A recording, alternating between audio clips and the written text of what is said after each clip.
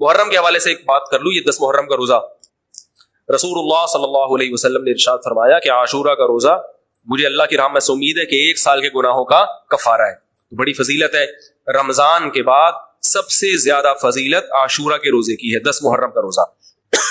سمجھ رہے ہیں محرم میں ہمیں شریعت نے کیا کرنے کا حکم دیا ہے, اسلام کیا کہتا ہے؟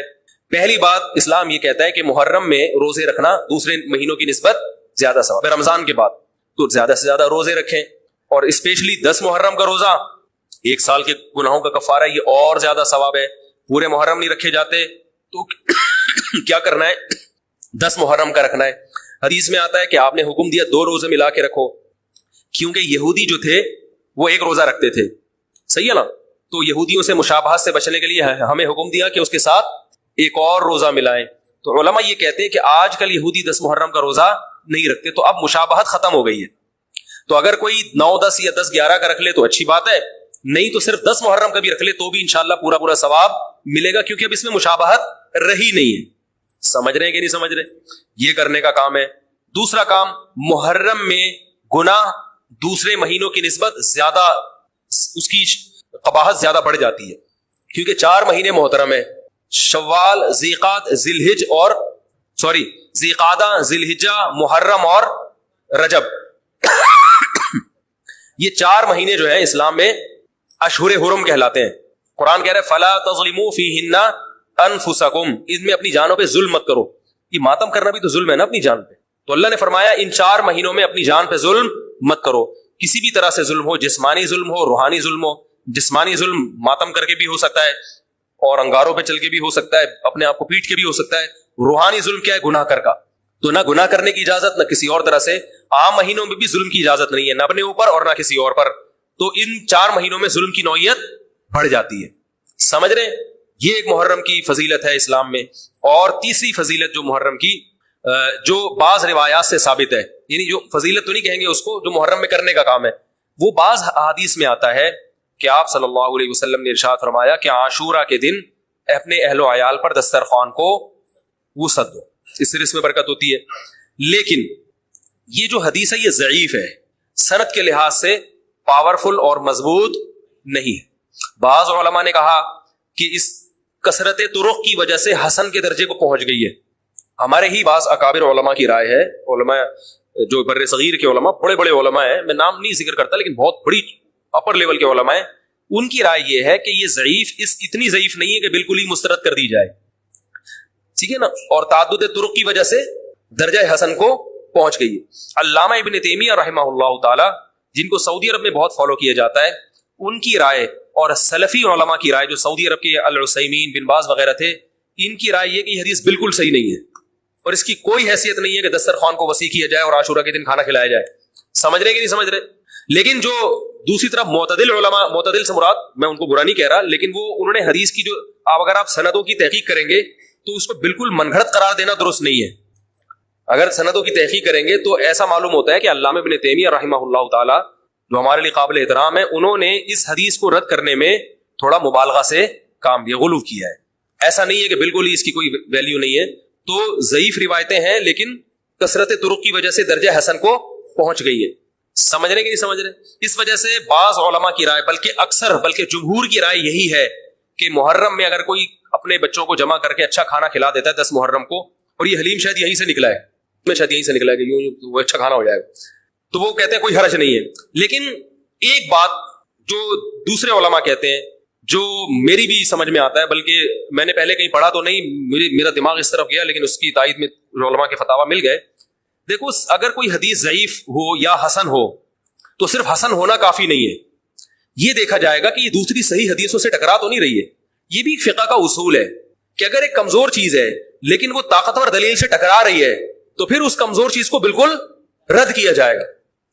تو عاشورہ کے دن روزہ رکھنے کا حکم ہے, یہ بالکل بخاری مسلم کی صحیح حدیث سے ثابت ہے.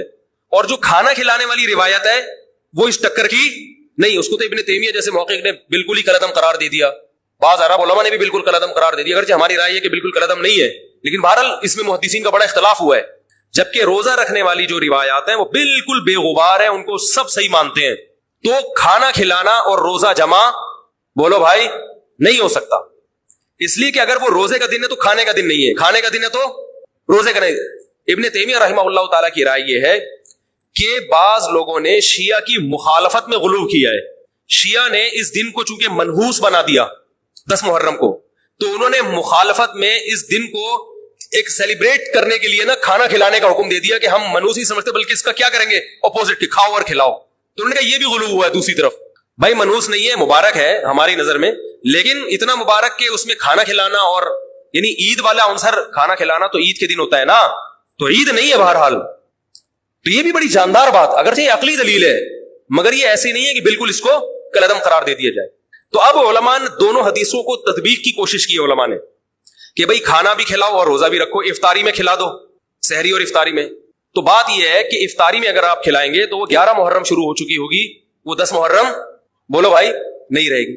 دوسرا سحری میں جو کھلانے کا مسئلہ ہے نا, سحری میں تو سحری میں جب ہم کوئی کہتے ہیں نا فلاں دن یہ کام کرنا ہے فلاں دن, تو اس سے لغت میں جو ذہن میں متبادر ہوتا ہے نا وہ دن کا وقت ہے, وہ 3:30 پونے 4 کا وقت نہیں ہوتا.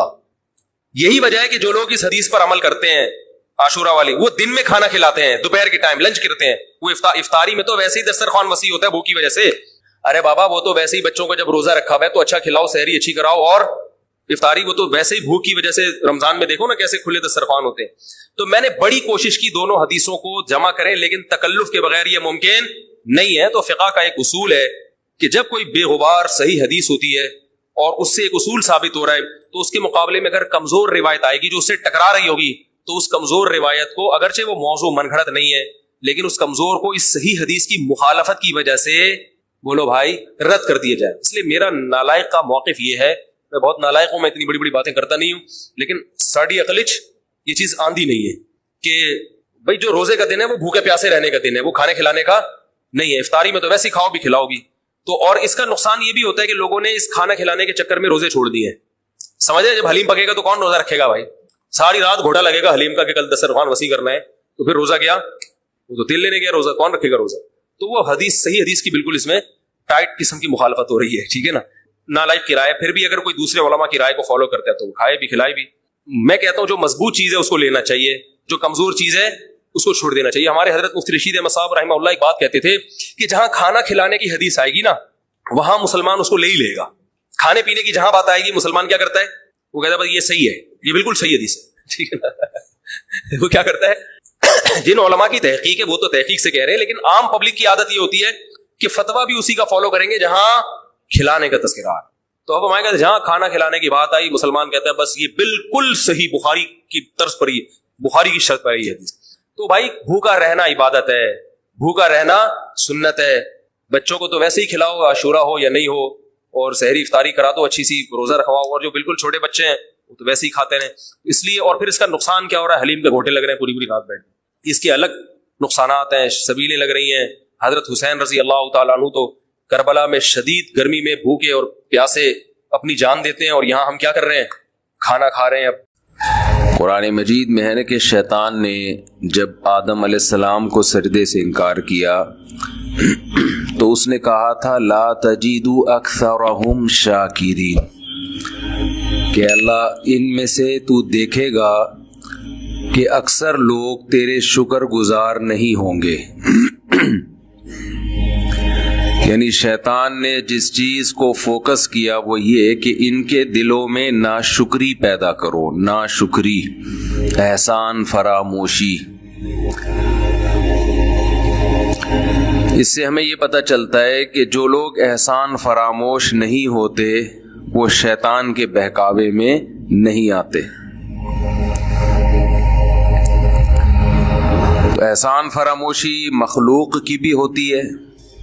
کسی نے آپ پر احسان کیا, جب آپ ضرورت مند تھے, آپ کو اس کی ضرورت تھی تو آگے پیچھے پھر رہے تھے, جب ضرورت پوری ہو گئی تو آپ نے اس کو بھلا دیا.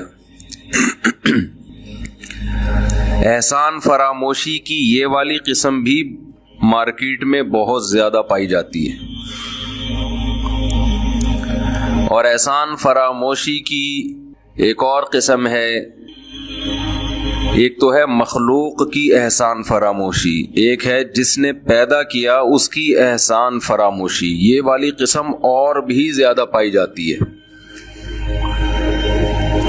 یہ دنیا کا عجیب نظام ہے کہ جس نے کم احسان کیا ہو اس کے احسان کو کسی حد تک یاد رکھا جاتا ہے.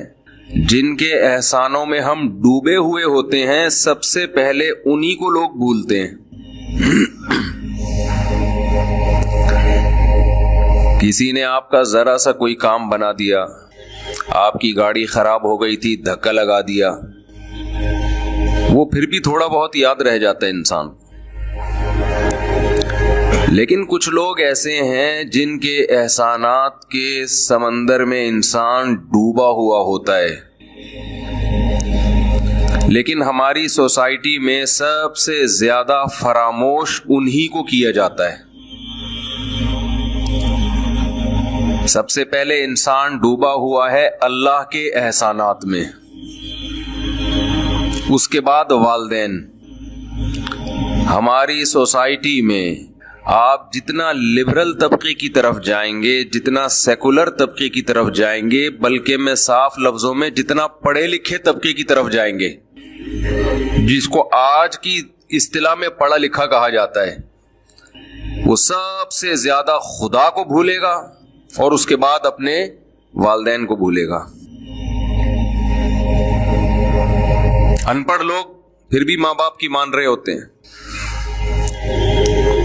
سب سے زیادہ اللہ کو، اس کے بعد والدین کو.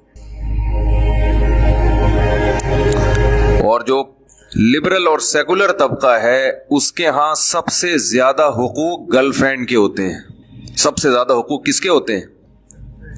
جو آپ کی دوست ہے، جس سے حرام رشتہ ہے، حالانکہ اس کا آپ پر کوئی احسان نہیں، ایک ہوس ہے اس کو بھی اور آپ کو بھی.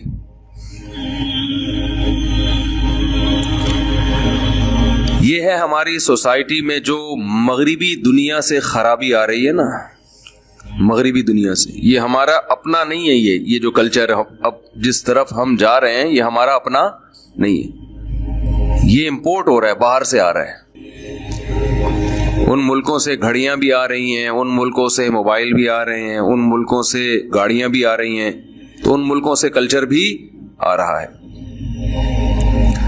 افسوس اس پر نہیں ہے کہ ان ملکوں سے یہ کلچر کیوں آ رہا ہے، افسوس اس پر ہے جیسے ان کی گاڑیوں کو ہم اچھا کہتے ہیں، ان کے موبائلوں کو ہم اچھا کہتے ہیں، ان کے اس بدترین کلچر کو بھی اچھا کہنا بولو شروع کر سے نہیں نکل رہا آج غربا اور مساکین کے لیے. حضرت حسن حسین میں بے انتہا تحمل. محمد ابن اسحاق مشہور مورخ ہیں، کہتے ہیں میں نے حضرت حسن کی زبان سے پوری زندگی میں جو سب سے سخت جملہ سنا ہے وہ ہے کہ میرے پاس تیرے لیے سوائے تیری ناک خاک آلودہ ہونے کے اور کچھ بھی نہیں. آپ کا جھگڑا تھا کسی سے، یہ لفظ کہے کہ تمہاری ناک خاک آلودہ ہو جائے، بس کہہ رہے پوری زندگی میں بے شمار جھگڑے ہوئے، سب کچھ ہوا، اس سے زیادہ سخت لفظ میں نے ان کی زبان سے گندا راستہ ہے اپنی خواہش کو پورا کرنے کا، گدھے گھوڑوں والا راستہ ہے. نیچے لوگوں کے کمنٹس دیکھیں، گدھے گھوڑے کرتے میری ہیں، مخالفت میں جو کمنٹس آئیں گے وہ سنیے گا. اپنی خواہش پوری کرنے، گالیاں، بےہودہ کلمات. میری ایک پوسٹ چلائی ہے کسی چینل نے اس کے کہ میں ڈریسنگ نے سے، یزید کو اس رضی کی اللہ دولت سے عنہ کہا ہے، اور میں نے یزید کو یہ کہا کہ قسطنطینیہ کی لڑائی میں شریک ہوا تھا، لہذا وہ جنتی ہے. نبی صلی اللہ علیہ وسلم نے میت پر چیخ و پکار کرنے کو حرام قرار دیا ہے.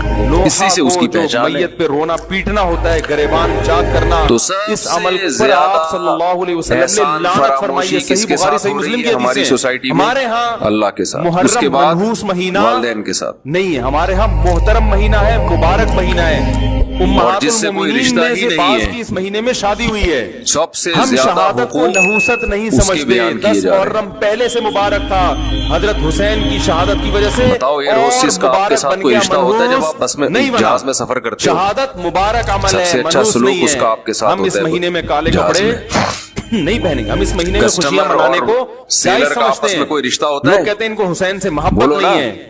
محبت